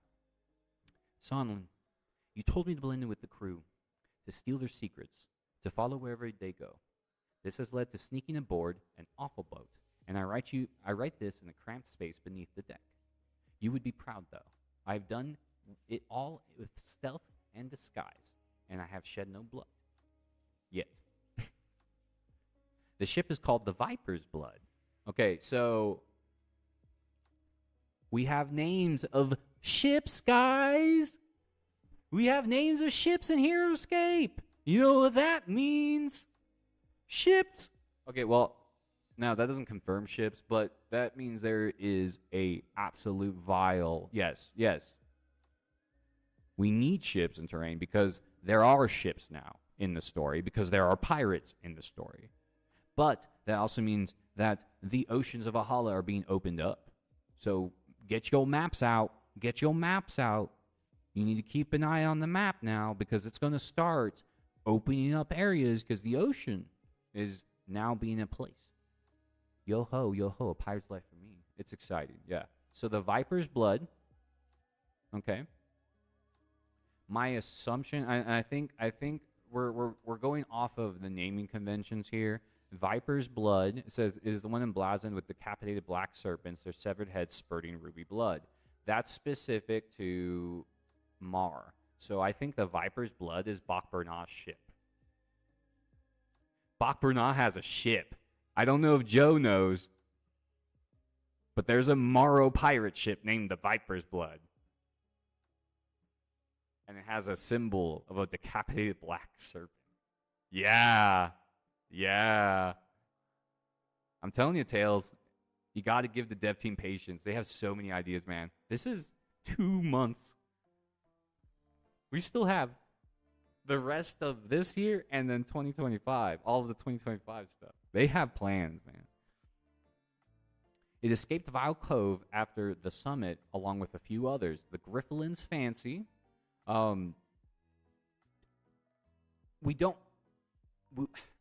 want to say that's possibly Cornelius Breach, because he's the only Phalandian. No, lies. No, wait. Oh, heck. Okay, now we need to pull the pirates up, because I'm mixing them up, I think. We need to pull the pirates up, figure out whose ships are these. So, I don't think Dorum's a captain. No. So, I don't think it's Dorum's.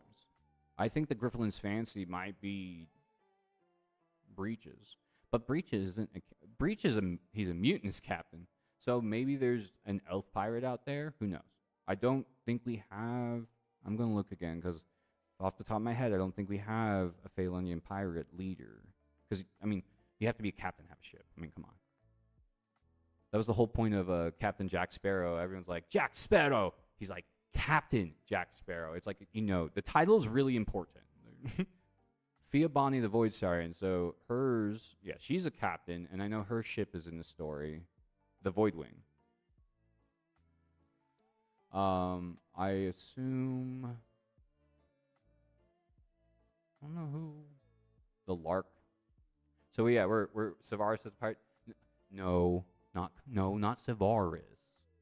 And no, nothing confirmed. I'm theorizing as to who would be the captain of the Griffelin's Fancy. We just know that name comes from Phaland. So that means whoever the captain of this ship is from Phaland. That's the idea of it, right? The naming conventions are important.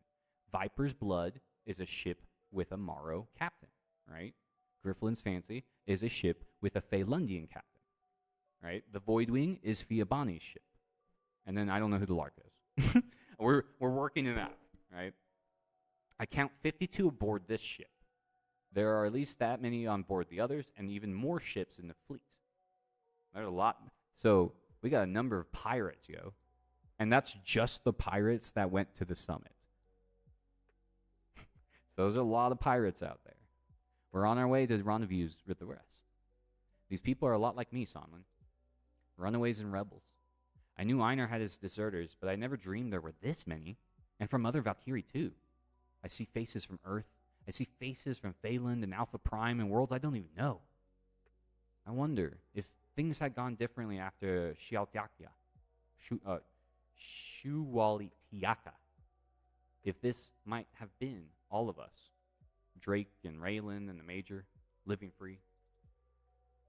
Their offer of a life unfettered by any Valkyrie is tempting, but I have already found my own path. So now you have a general idea of why the pirates, the motivation behind the pirate formation. They're giving everyone a promise of a life unfettered by Valkyrie. When you become a pirate, you're no longer bound by the rules of Valkyrie. And apparently there's a lot of them. There's a lot of deserters in Valhalla. Think about that. Think about the length of the war. It's been going on for 10 years, right? And if certain people were summoned, they were summoned from a war already, and then now they have to fight one for 10 more years. Would that not make some people burnt out and just give up and leave? You know? I mean, you gonna find me, Valhalla? I'm gonna jump in this volcano. You know? But yeah, this kind of thought makes me sad. If things had gone differently after Shual Diaka, could we all been living together? Like, oh, poor Shiori. I look like any other deserter, and they haven't noticed one more girl from Earth in the crowd. I wander the ship like a phantom, and I listen, and these people talk loud. From their chatter, I gathered that they're almost as clueless as we are when it comes to the wellspring poison. Their orders come from an unseen master in the form of glass bottles. Each one contains orders to carry out, and a map to where the next set of orders can be retrieved. There's a Morrow captain aboard who reminds me of a drudge, but it appears he's made some modifications to his body equipment. Also, he wears trousers, which I find more unsettling than his cuts. He hisses orders and stalks the deck, and most of the crew here are terrified of him. Not all, though. There's a big cow with a sword as tall as me named Mr. Breach. And he has a look in his eye that says he might like to be Captain Breach. Breach also almost caught me while I was pilfering one of the special bottles from the captain's quarters. I'll have to be more careful. There will be far less than 52 crew members aboard if I have to start covering my tracks. I'm sending you the bottle along with the papers inside. I think the glass is enchanted, so don't get your mind stuck in it. We've had enough of that. So here's our first hint as to what may have happened.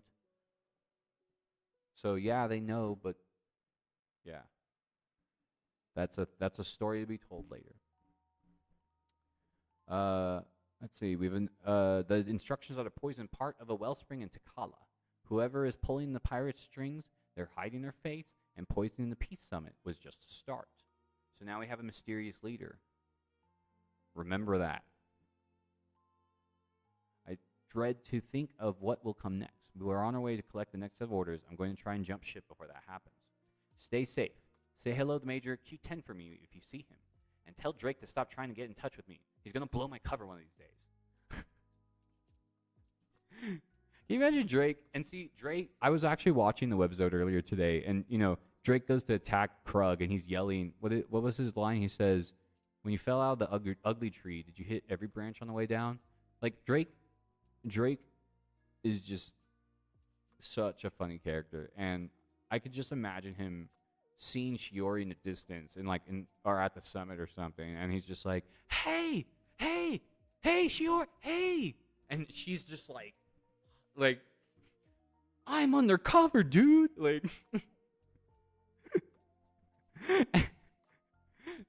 literally, because he's just, hey, Shiori, it's me. Remember me? And she's like, you know, trying to hide because she's with the pirates right now, trying to figure out what they're doing. And then we get the second pen of Sonlin, 12th of Dagmar. So Dagmar is a new month name. Right? It's not much of a stretch though, because we know Dagmar from the glyph, and we've seen glyph names be used for months before, because there was the month of Ronveg in the Thorman journals. So glyphs and months seem to connect to each other. Interestingly enough, there seems to be a deeper meaning to those names than one would give should give a second glance to some of those names. One might think, if they're names of if two are names of months and glyphs. Interesting. But yeah, here we go. We have clever as Shiori. Your intuition is correct. The glass is enchanted. Although I would not expect someone with less than a century of magical practice to understand its their nuances. The bottles are tied to predetermined destinations. Set drift. There's a little. I'll go ahead and let them know. They'll go edit it. And see, again, stuff like this happens not because they don't care. It happens because they're human. It happens to bigger companies than this. It's fine. We got a bumpy start, but like, I mean, you just let them know and they'll fix it like that. Every single problem that people have had and have brought it up, they fix it immediately. So their customer service will address anything that you might find. The bottles are tied to predetermined destinations. Set adrift, they will always return to the same beach. A curious method by which to send a message. But then again, you and I find curious methods for our own correspondence, too. Ular is not well, and affairs here are rapidly splintering. Although it's now clear the crew of the Viper's Blood and others are accountable for this madness, it may be too late to fully clear Revna's name of the chaos that unfolded at the Peace Summit. So now Sonlin knows it wasn't Revna. Sonlin now knows because of Shiori that it's not Revna. She told him it was the pirates, and so now he's like, oh, well, but, I mean, the summit was bad, so, and so now also we should take into consideration, right, positionings. I got time for this, I promise.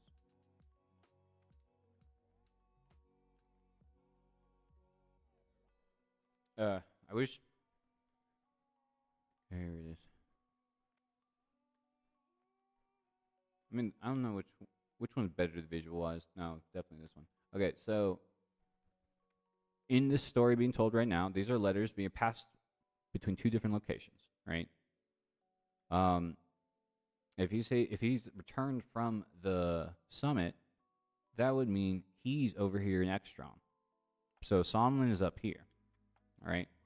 Whereas Shiori is down here-ish. Because the Vile Cove is over here, right? Sailing out. They sailed out from the summit. So this like all the Vile Cove, this one right here too, Uncharted Isle, that kind of stuff is in that no-name land. And if you look really closely, and we'll zoom in too, because the thing is, you never really take into consideration until you really look at it. There's a lot of islands over there. 1, 2, 3, 4, 5, 6, 7, 8, 9, 10, 11, 12. Yeah, no, see, this is a perfect hiding place for some pirates. Look at all those islands. Islands, all like, and you can hide so many things. You can put different groups. And what did they say about the magical bottles? The bottles are tied to predetermined locations. And when you drop them into the water, they always return to those locations. That's crazy.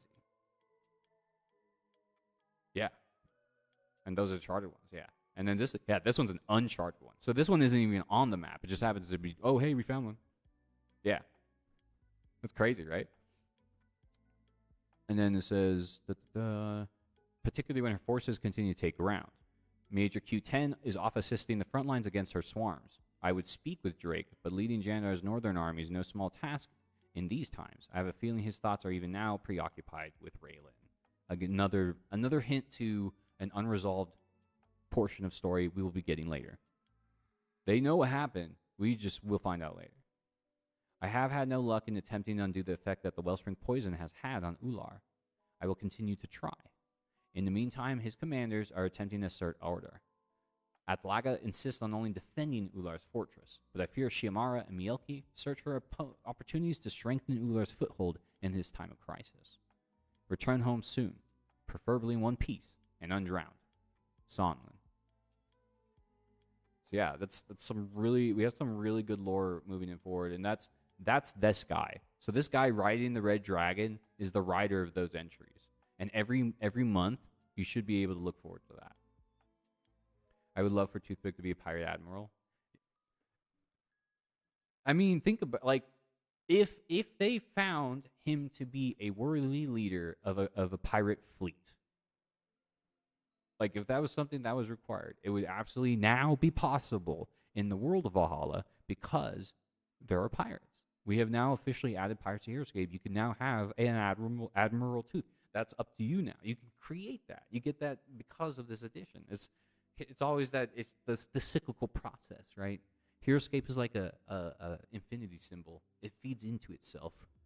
The Ahamkara. It's no, dude. Heroscape is the Ouroboros. It's the serpent that feeds itself. Because the ideas are always coming back to each other. It's so cool. All right, I'm gonna read some. I got 10 minutes, so let's read the rest of this. So the Uncharted Isle is the new map. Huge shout out for its design, because if again we are getting better with including pictures. It's a new thing that they're trying to establish. But if you look, it's using the new Waters of Valhalla set, right, to establish an actual island. Because if you build this map and you look at, and welcome back. I'm sorry about that. Again, internet issues. I think after the stream, I'm going to talk to my roommate, seeing about getting a Ethernet connection, because I think I'm not going to be able to reliably be able to create content on wireless. I don't think it's possible. But yeah, before I got kicked off the internet, I was mentioning to you that this right here is one of the first official islands for Heroscape that you can play now. It's an island map, and again, an encouragement for all of you in the audience to try out your own islands now. An option you can and do, because not only, check this out, not only do we have three space water tiles to help make the ocean effect more distinct, we have 24 space sand tiles. We'll make a perfect island beach for you, leading up until a little omelet or whatever with a bunch of trees and your hidden treasure. The opportunities expound now. And then we have our second online scenario, which is a breach of command. It's a master game scenario. All right. Cornelius Breach pauses for a moment on top of a nameless jutch of rock and grins as he surveys the pirate crews spilling out from their shore boats upon the beaches below. The peace summit has been disrupted, the mission completed, and the maps have led here. New orders, new maps, are hidden in bottles of glowing glass upon these shores, waiting to be dug up from the sand. It's always the same. The crews will clash like two dogs fighting for the same bone, and then one of the high and mighty captains will snatch precious information for themselves. So, not even the pirates get along. That's something important to take into consideration. Not even the pirates are really aligned. Their alignment is that they hate the Valkyrie. But in everything else, not really so much. And the tasks that they're assigned by this mysterious leader are associated with these bottles. They fight each other for these opportunities. So for example, the crew of Killian Vane, Fia Bonnie, and Bach Bernat, those three, right? That was one group that found a bottle, and the bottle told them to go to Takala. Another group found a bottle and it told them to go to Ekstrom and poison Ular Spring. So every time a group shows up to go poison a spring, it's because they got it from a bottle. A bottle is telling them to do that. The bottle is coming from an unknown person. That's crazy, right? Cornelius grits his teeth, clutches the amulet around his neck, and squeezes until the red gem shatters. A brief flash of pain as the shards cut his calloused hand, and he ceases to feel pain at all. Then he hefts his cleaver in his hand. Today's things go down differently. Today, he takes command. Only the bottle knows, yep. Only the bottle knows who's the mysterious leader. So the story right now, you get to play, right? So the situation here where the crews are fighting for information, this story is essentially the idea of two crews based with 400 points. So two pirate crews of 400 points are fighting each other for the information. But this time, Breach, right? He's on his own. Because Cornelius Breach cannot be trusted, and his allegiance may swing within a moment's notice. At the start of the round, before placing order markers, each player rolls the 20-sided die to sway Cornelius Breach. So the entire game, while the two pirates are fighting, they're all trying to get Cornelius Breach to work with you, too. So every round, you have to roll to see whose side he's on. He switches side every time. It would be funny if he got marooned. No, honestly, he should. He's constantly trying to cause a mutiny. Isn't that the main rule? Like, you get marooned if you break the rules of the ship, and the biggest rule to break is mutiny.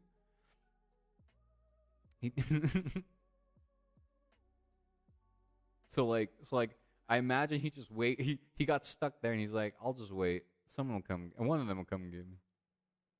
That's funny. And then yeah, it says where is it? A cat. Add 1 year roll for each pirate, captain, or admiral. So yes, this is how you know it's a pirate crew story, because the scenario itself gives you bonuses for using the pirates, and I think that's cool. Obviously, that's the incentive. You don't have to if you don't want to, but the incentive is there to keep the theme going, right? And then add 5 to your roll if you have at least 1 figure on a bottled message, which is the Glyphs of Brander. And then if you do not control Cornelius, add the number of wound markers on his armor card to your roll. Interesting. So it kind of like change, depending on how much damage he has, it'll change the odds in your favor too. The player rolls the highest, gains control, keeping all wounds and other markers. When you control, while you control Cornelius Breach, when you reveal a numbered order marker, you may also reveal the X order marker on his card. And when you do, after taking a turn with the first card, then you take a turn with Breach. You get 2 turns in 1 round? No, you get 4 turns in 1 round. Because you get to use Breach right after your numbered order marker of when you have... Whoa. And then it says, Cornelius Breach has procured a cursed amulet that will shield him from all pain until the skirmish is done. He cannot be destroyed. It may take any number of wounds.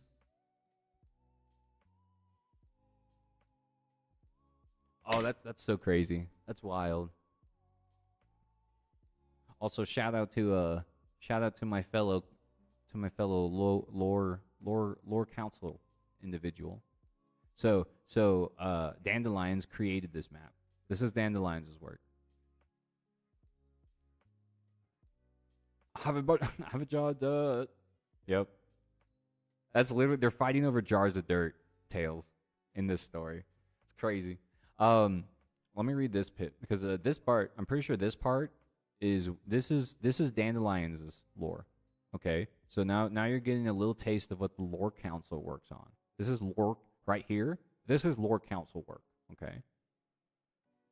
The violent seismic activity of Volcaran dredges up 1,000 jagged islands from the sea floor, and the currents carry toxic vapors from far from the rivers of Anund. The bitter sea is true to its name. Valhalla's landscapes are barely explored before they were laid to waste by war, let alone its waters.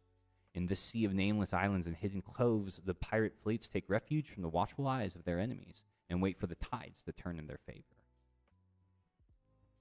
Yeah, so that's Dandelion's work, and really well done. He also created the map design, which is just insane. I just think that's really cool. But yeah, that's everything I got for me. I got to get off so I can join the call, talk to my mom, say happy birthday to my mom. Let's go ahead and find someone to raid. And if it's not too late, I might get back on so we can work on some more Call of Dragons. The sponsor stream I have to help earn some money for myself. Their help, basically, if you help level while I'm playing the game, I get some revenue to help support the stream. So I've been working on that. Why is my okay? There we go. Sorry, Twitch is being weird. I'm trying to. Yo, is she playing?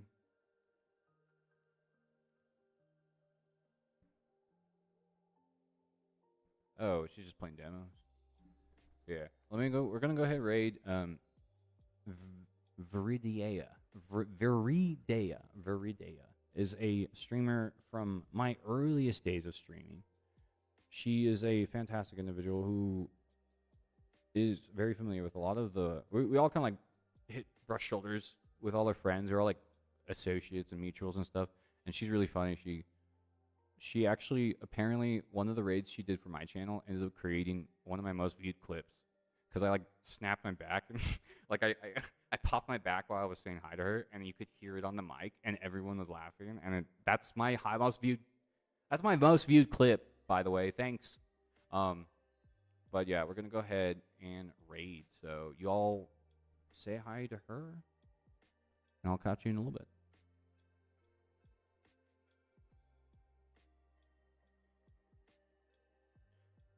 Oh, I'm trying to beat the ad break.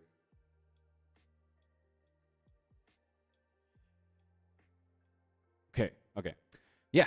And with that, I think that's it. Yeah. Okay. Bye.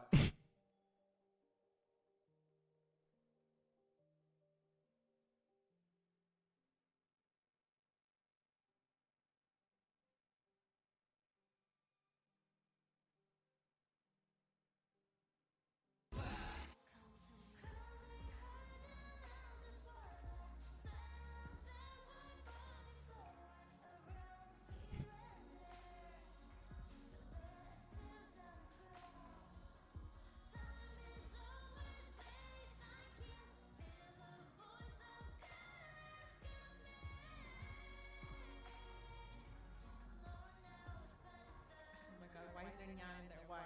Why? There's no nyan!